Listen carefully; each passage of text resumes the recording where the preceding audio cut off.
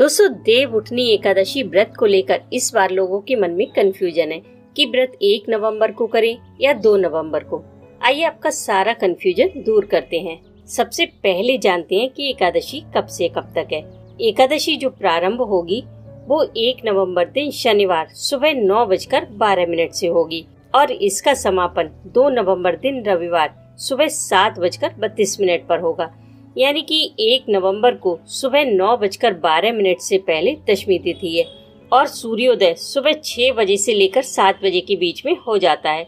तो 1 नवंबर को सूर्योदय के समय दशमी तिथि है।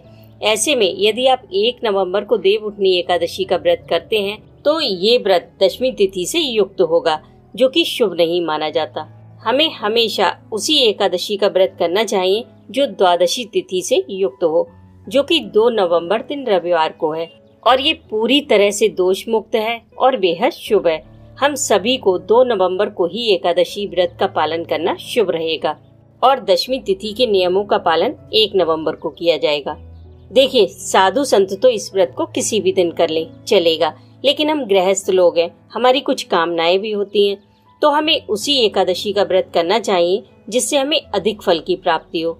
और 2 नवंबर की एकादशी पूरी तरह द्वादशी से युक्त है, जिसका फल 1000 एकादशी व्रत करने के समान होता है। इसका पारण 3 नवंबर दिन सोमवार सुबह 6:34 से 8:46 के बीच किया जाएगा। पारण से पहले कुछ दान अपनी सामर्थ्य के अनुसार अवश्य निकालें और उसे किसी जरूरतमंद को दें। लेकिन जो लोग 1 नवंबर को ही एकादशी का व्रत करना चाहते हैं वो पारण के समय का बहुत ध्यान रखें, क्योंकि एकादशी व्रत में पारण का समय बहुत मायने रखता है। क्योंकि व्रत तभी पूर्ण माना जाता है जब हम पारण सही समय में करें।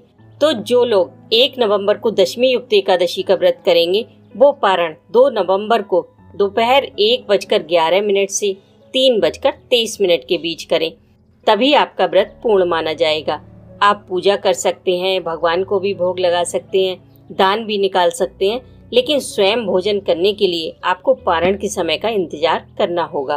और एकादशी व्रत का पारण हमेशा तुलसी पत्र से किया जाता है।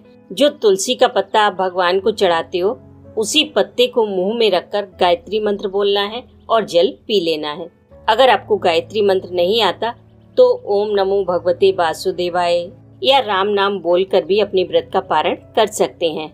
लेकिन जिन लोगों की कोई मजबूरी है, तबीयत खराब है या मेडिसिन लेनी है, वो लोग लड्डू गोपाल के चरणोदक से 1 बजे से पहले भी पारण कर सकते हैं।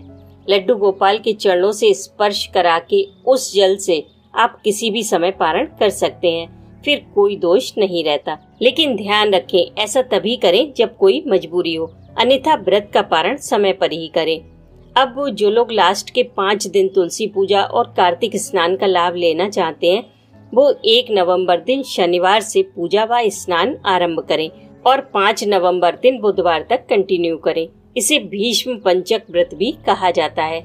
आप चाहें तो 5 दिनों का व्रत भी कर सकते हैं, एक समय भोजन भी कर सकते हैं या फिर बिना व्रत किए भी स्नान और तुलसी पूजा कर सकते हैं।